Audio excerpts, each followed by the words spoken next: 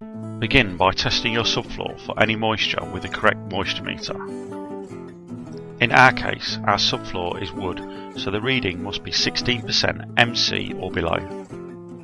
Simply sweep the subfloor to remove any dirt and dust to ensure the floor is free from contamination. A straight edge should be used to check the subfloor is even. If the subfloor is uneven, you should use self-leveling compound or plywood depending on your subfloor type.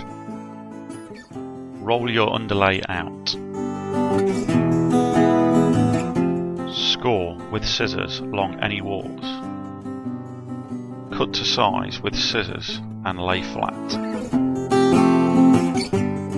Once completed, your room should look like this. You will need to cut the male part of the click system off so the expansion gap is not compromised.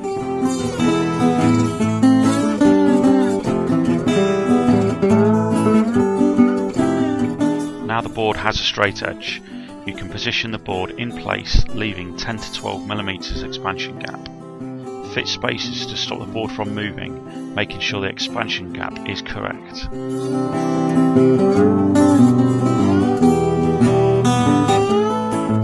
As before, cut off the male part of the click system to the same size. Measure the gap for the next board. Measure out the next plank, but make sure you deduct the expansion gap amount. Using a set square, continue to mark across the plank to give you a straight line. Follow the line that has been marked out across the face of the plank onto the back, using a set square to ensure a straight line is made.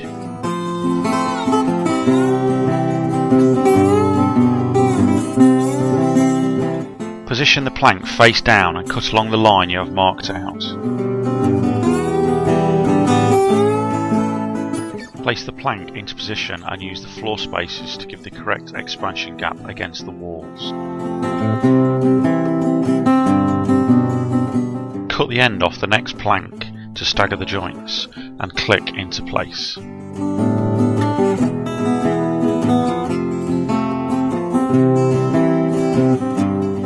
Instead of using a tape measure, you can flip over the board and mark where to cut, not forgetting to leave an expansion gap.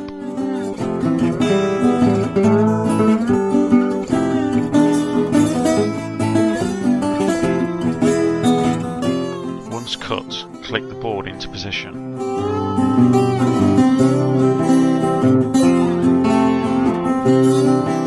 Continue installing the following rows. Cut the planks accordingly, staggering the joints.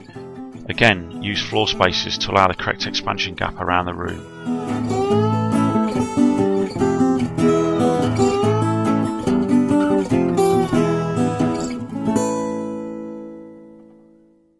When reaching the opposite wall, you'll need to fill in the space, measure the gap and remember not to forget to deduct the expansion gap.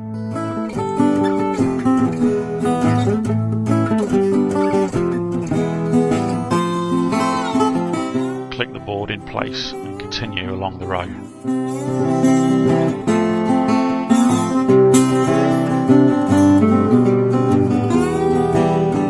Your completed floor should look something like this.